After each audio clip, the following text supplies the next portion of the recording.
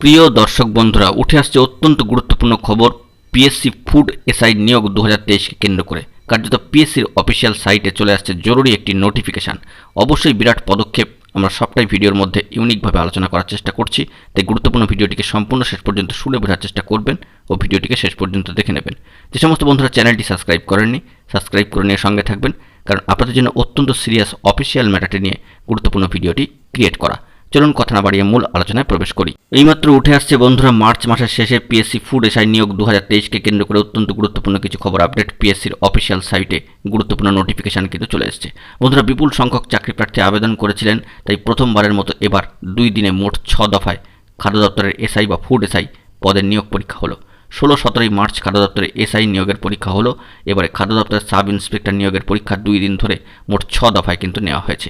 বিপুল পরীক্ষার্থীকে একসঙ্গে আয়োজন করার ক্ষেত্রে অবশ্যই পাবলিক সার্ভিস কমিশনকে কয়েক দফায় কিন্তু এই প্রক্রিয়াটিকে সম্পন্ন করতে হয়েছে এবং সুষ্ঠুভাবে কিন্তু সম্পন্ন হয়েছে, এরকম একটি বার্তা উঠে আসছে। তবে আমরা দেখেছি যে এই নিয়োগ প্রক্রিয়া এবং এই নিয়োগের ক্ষেত্রে প্রশ্নপত্র ফাঁসকে কেন্দ্র করে রাজ্য জুড়ে কিন্তু তোলপাড় হয়েছিল। অবশ্যই একাধিক পরিবর্তন এবং সুষ্ঠুভাবে সম্পন্ন করার জন্য পিএসসির তরফ থেকে বিভিন্ন ব্যবস্থা আনা হয়েছিল বলে জানানো হয়েছিল পশ্চিমবঙ্গ পাবলিক সার্ভিস কমিশন বা WBPSCর তরফ থেকে।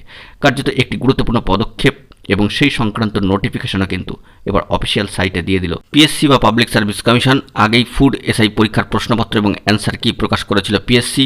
এবার প্রকাশিত হলো অ্যান্সার কি নিয়ে প্রার্থীদের আপত্তি থাকলে তা জমা দেওয়ার জন্য অনুরোধ করেছে কমিশন। অফিসিয়াল নোটিফিকেশান প্রকাশ করা হয়েছে। অবশ্যই অনস্ক্রিনে বিষয়টিকে দেখতে পাচ্ছেন। যাবতীয় ডিটেলস কিন্তু নোটিফিকেশানের মধ্যে দিয়ে দেওয়া হয়েছে। কমিশন জানিয়েছেন নোটিশে যে উত্তর কি নিয়ে যদি আপত্তি থাকে তবে অবশ্যই pscwb.gov.in লিঙ্কের মাধ্যমে মূল্যায়ন করে এবং প্রাসঙ্গিক বিবরণ সহ 29/3/2024 থেকে কার্যত 4/4/2024-এর মধ্যে জমা করতে হবে। অসঙ্গতি নিয়ে সময়সীমার পরে রিপোর্ট হলে সেটা বিবেচনা কিন্তু করা হবে না। তাই যে সমস্ত চাকরিপ্রার্থী বন্ধুরা কোনো প্রশ্নের উত্তর নিয়ে সন্দেহ প্রকাশ করছেন তারা কিন্তু উপরোক্ত লিঙ্কের মাধ্যমে কমিশনকে জানাতে পারেন। ডিটেলস নোটিফিকেশন তারা কিন্তু অফিসিয়ালি একদম অফিসিয়াল সাইটে কিন্তু প্রকাশ করে দিয়েছে।